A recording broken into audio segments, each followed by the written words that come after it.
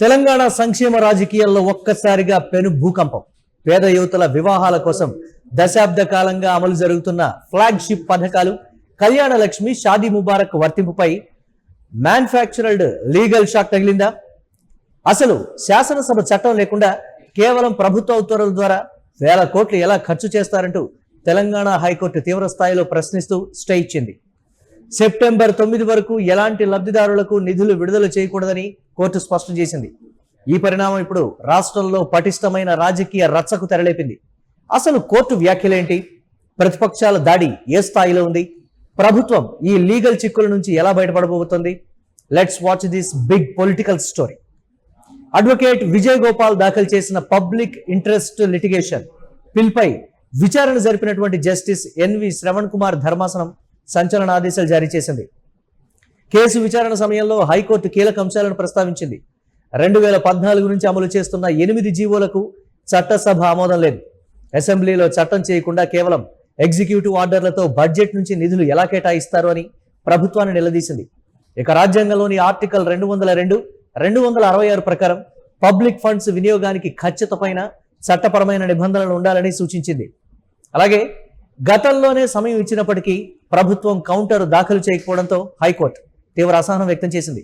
ప్రభుత్వం తుది అఫిడవిట్ వేసే వరకు ఈ జీవోల అమలుతో పాటు నిధుల విడుదలను నిలిపివేస్తూ నిర్ణయం తీసుకుంది. ఈ స్టే రావడమే ఆలస్యం. రాష్ట్ర రాజకీయాలు ఒక్కసారిగా హీటెక్కాయి. అధికార ప్రతిపక్షాల మధ్య మాటల ఈటలు విసురుకునే పరిస్థితి వచ్చింది. గత 10 ఏళ్లుగా లక్షలాది పేద కుటుంబాలకు ఆసరాగా నిలిచిన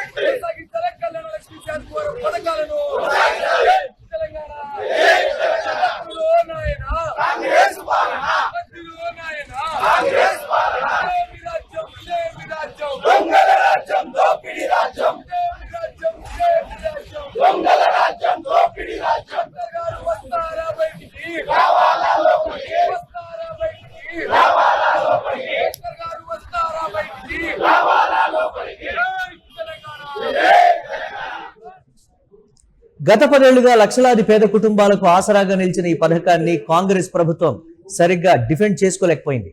కోర్టులో సరైన కౌంటర్ దాఖలు చేయకపోవడం వల్లే ఈ పరిస్థితి వచ్చింది. ఇది ప్రభుత్వ నిర్లక్ష్యానికి పరాకాష్ట అని బీఆర్ఎస్ నేతలు విరుచుపడుతున్నారు. చట్టబద్ధత లేకుండా పథకాలు రూపొందించి ఓటు బ్యాంకు రాజకీయం చేశారనడానికి ఇదే నిదర్శనం. లీగల్ లొసుగులు సరిదిద్దకుండా ఇన్నాళ్లు కాలయాపన చేశారు అని బీజేపీ తీవ్ర విమర్శలు చేస్తోంది. మరోవైపు ప్రభుత్వం ఈ అంశంపై అత్యవసరంగా స్పందించింది. కళ్యాణ లక్ష్మి, షాదీ ముబారక్ ను యథాతథంగా కొనసాగిస్తామని హైకోర్టులో స్టే ఎత్తివేయించి మళ్లీ అమలు చేసేందుకు ప్రయత్నిస్తున్నామని మంత్రి పొన్నం ప్రభాకర్ స్పష్టం చేశారు. చిన్న స్టేను సాకుగా చూపి బీఆర్ఎస్ నేతలు రాజకీయం చేస్తున్నారని మండిపడ్డారు. కోర్టు వివరణ అడిగినంత మాత్రాన పథకాలు నిలిచిపోవని మంత్రి వాకిటి శ్రీహరి అన్నారు. ఇప్పటి వరకు ఇచ్చినట్లే ఇకపై కూడా 3 నెలల్లోనే కళ్యాణ లక్ష్మి చెక్కులు ఇస్తామని తెలిపారు. బీఆర్ఎస్ తెచ్చిన కొన్ని పథకాలపై తామెప్పుడూ రాజకీయం చేయలేదని మంత్రి పొన్నం ప్రభాకర్ అన్నారు. ప్రభుత్వం తరఫున న్యాయపరంగా జాప్యం జరిగిందా, అధికారుల సమాచార పరంగా జరిపిందా, దాని మీద విచారణకు ఆదేశిస్తా ఉన్నాం. ఇందుకు సంబంధించిన బాధ్యుల మీద చర్య తీసుకుంటాం. తెలుసు దానికి సంబంధించి, అందుకే నేనేమంటున్నా, దానికి సంబంధించి అందుకే అవన్నీ గురించి నేను న్యాయ స్థానంలో ఉంది కాబట్టి అంత డీటెయిల్ గా నేను పోవట్లే. కానీ నేను ముందు మీకు చెప్పినప్పుడు మీరు చాలా స్పష్టంగా చెప్పిన, మా అధికారులు కానీ SC, ST, BC, minority welfare కు సంబంధించిన వాళ్ళు కానీ లేదా న్యాయపరంగా ఈ శాఖలను సమన్వయం చేయాల్సినటువంటి అక్కడ ఉన్నటువంటి బాధ్యులు కానీ ఎవరి లోపం అనేది గౌరవ ప్రభుత్వం తరఫున దాన్ని విచారణ చేసి అందుకు బాధ్యులైన చర్యలు తీసుకుంటామని స్పష్టంగా చెప్తా ఉన్నా. దానికి అరే నేను విచారణకు ఆదేశించాలని ఇప్పుడు నాకు ఓకేనైనా తప్పకుండా రెస్పాన్స్ బాధ్యతగా దాని మీద వ్యవహరిస్తాము. నేను అదే చెప్తా ఉన్నా కదా, నేను అనే మాట మీరు అర్థం చేసుకుంటలేరు. నేను 100% దాని మీద very serious. Government is very serious. ప్రభుత్వం చాలా సీరియస్ గా ఉంది. అరే నేను అందుకే 4 సార్లు అవకాశం ఇచ్చిర్రా, 5 సార్లు అవకాశం ఇచ్చిర్రా. కౌంటర్ ఫైల్ చేయకపోవడానికి గల కారణం న్యాయవాదుల తప్ప, అధికారుల తప్ప. తెలిసిన తర్వాత యాక్షన్ తీసుకోకపోతే you can ask question please. ఏది ఏమైనా పెళ్లిళ్లకు సమయం దగ్గర పడుతున్న వేళ చెక్కుల కోసం ఎదురు చూస్తున్న వేలాది పేద కుటుంబాలకు ఈ స్టే గుబులు రేపుతోంది. సెప్టెంబర్ 9న హైకోర్టులో జరగబోయే తదుపరి విచారణ అత్యంత కీలకంగా మారనుంది.